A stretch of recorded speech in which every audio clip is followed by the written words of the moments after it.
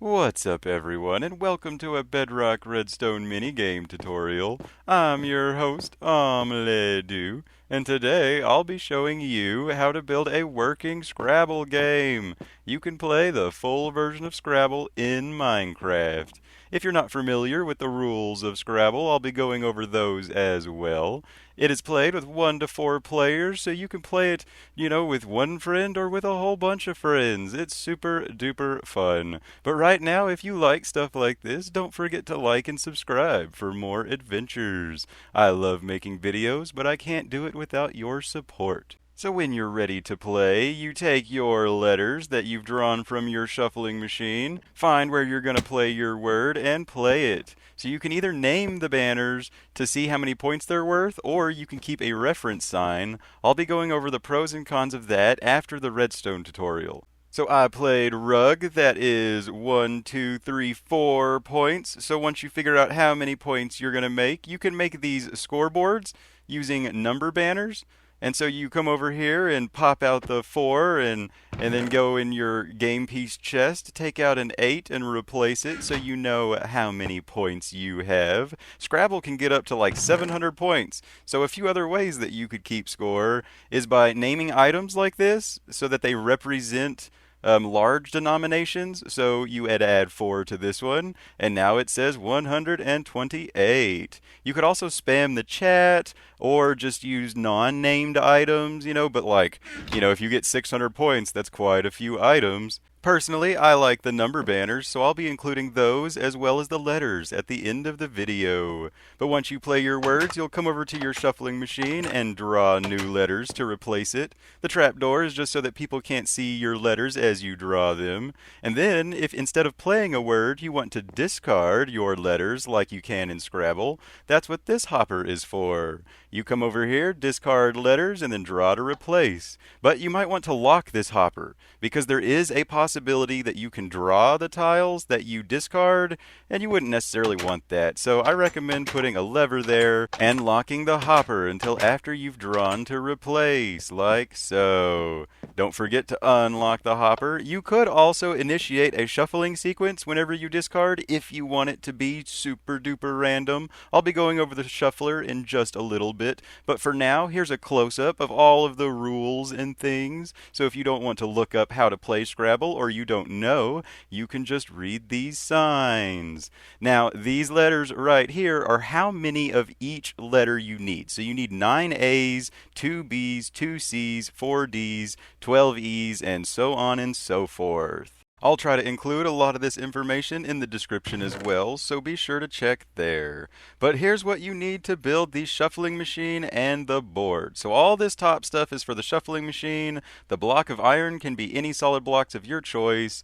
This middle stuff, this wool and these item frames, that's for the game board.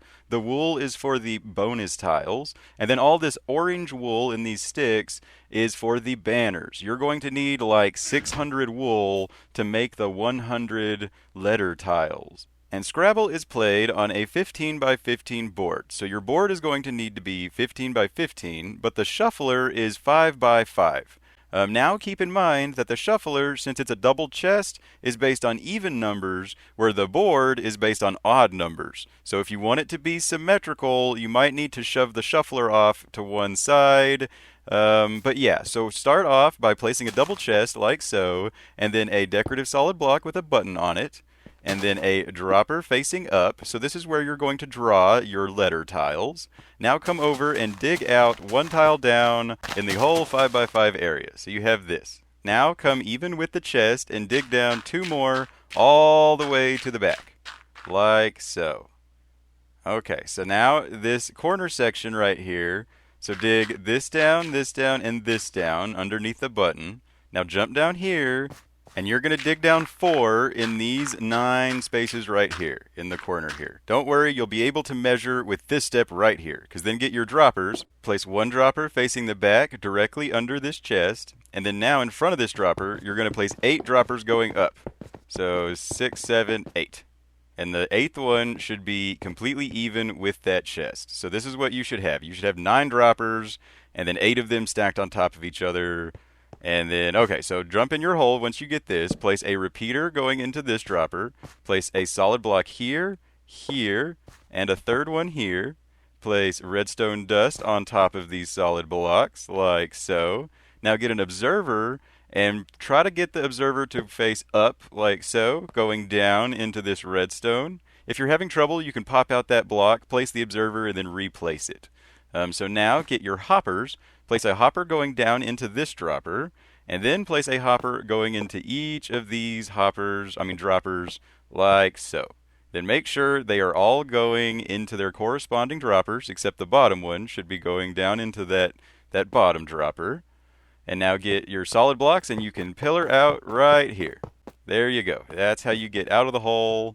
Now jump back over here and get a temporary solid block and place it on top of this observer so that you can place an observer facing that temporary block. So these observer faces should be next to each other like so. Now place 3 redstone dust right there, and then get your solid blocks. Place 2 solid blocks right here next to that redstone.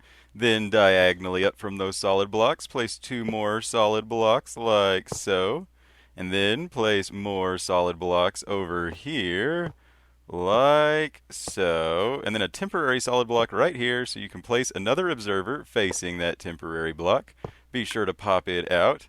Now place redstone dust in these 4 places like so. Grab your comparator and place a comparator coming out of that dropper. Make sure it's facing out. Place a solid block on top of that redstone dust. Then a repeater on maximum ticks right there, and another repeater on maximum ticks going into that comparator. Now come on the other side, and we're going to clear out a little bit of space right here so that we can place 3 hoppers. The first one going into that hopper right there, then the hopper that you just placed, and then the third hopper going into that dropper like so.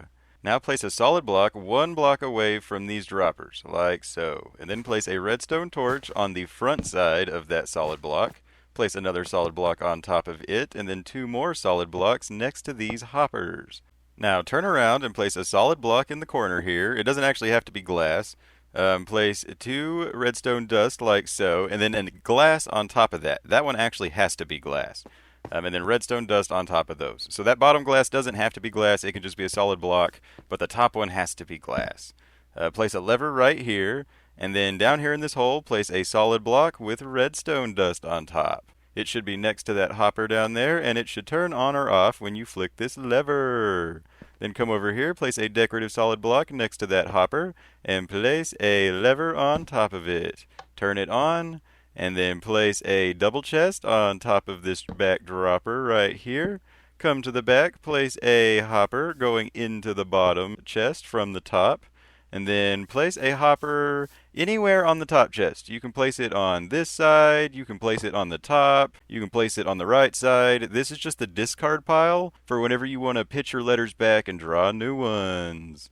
And the shuffler is done. It's now ready for the banners. So when making your banners, remember that you can copy banners. So like if the A banner is on an orange banner, put a blank orange banner in a crafting table with the A, and you can make copies. Once you have all your banners complete, you don't want them to stack. If you let them stack, your shuffler will be less random. So I advise you to name each banner something different. Remember that spaces count as unique characters, so you can just type in 1 and a space, and then 1 and 2 spaces, 1 and 3 spaces, or you can include the letter. Either way, once you name these banners, if you place them like so, even on accident, they lose their name. So once you break them again, they will stack with each other yet again. So that's really unfortunate. I try to avoid naming placeable objects because of this reason.